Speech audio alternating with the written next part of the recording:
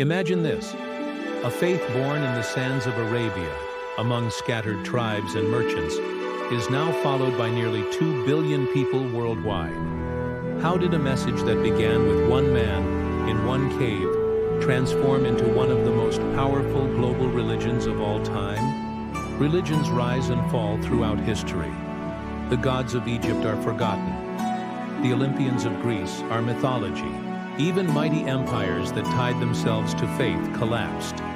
So why didn't Islam fade away? Why did it not only survive but spread across continents, languages, and cultures until it became the second most practiced religion in the world? The answer lies in this. Islam didn't spread in just one way. It wasn't only the sword, it wasn't only trade, and it wasn't only preaching. It was all of these, layered together across centuries. From war to scholarship, from merchants to mystics, from dynasties to revolutions, Islam adapted and reshaped itself, becoming a faith that crossed every boundary. It all begins in the 7th century.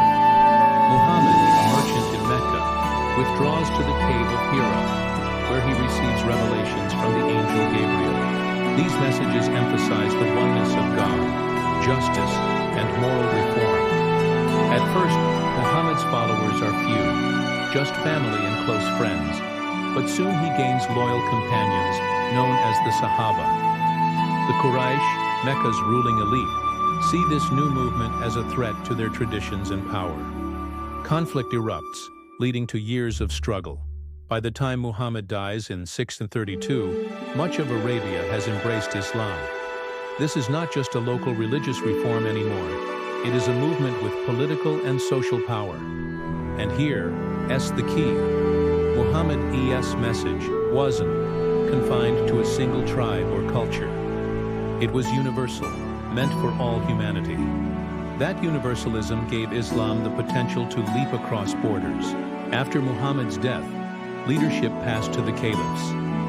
Abu Bakr, then Umar, unleashed armies against the great powers of the age, the Byzantine and Sasanian empires. Both were exhausted from decades of war and fell with shocking speed. Within a century, Muslim rule stretched from Spain to Central Asia. Cities like Damascus, Cairo, and Baghdad became thriving capitals of the Islamic world. But here's the surprising part. Conversion wasn't forced. Christians, Jews, and Zoroastrians were allowed to worship as long as they paid taxes.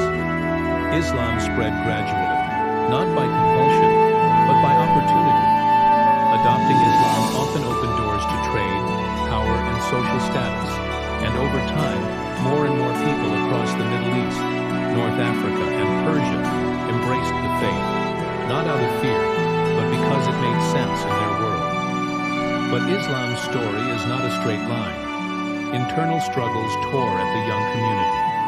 The assassination of Caliph Uthman, the leadership of Ali, and the rise of the Umayyads sparked bitter rivalries.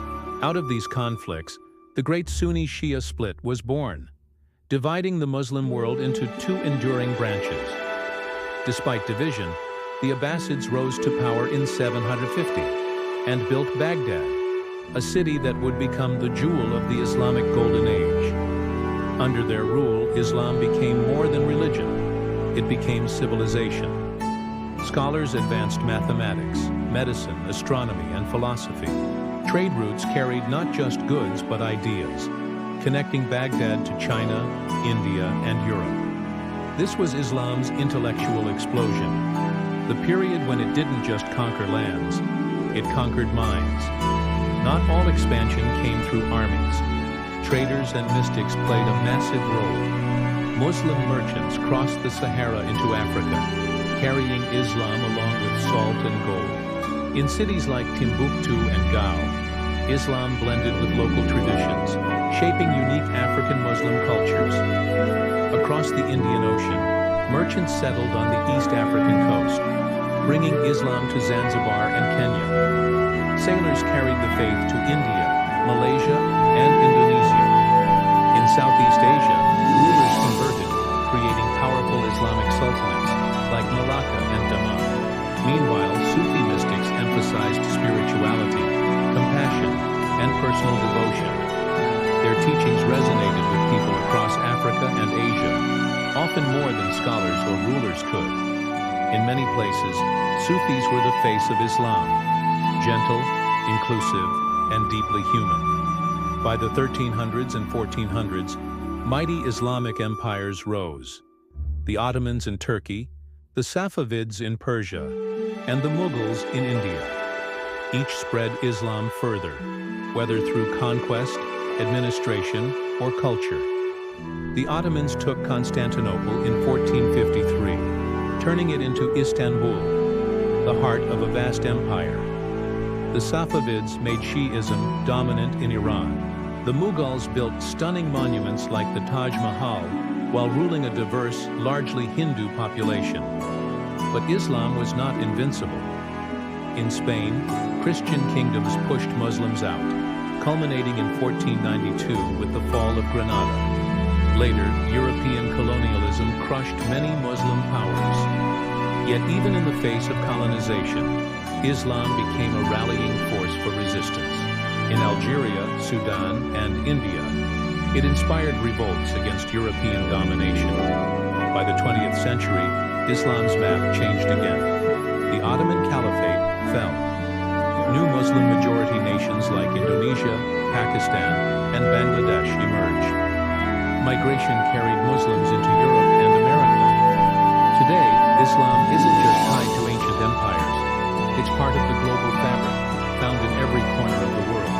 And that's the incredible journey of Islam. From a single man in a cave to a faith that unites nearly 2 billion people today.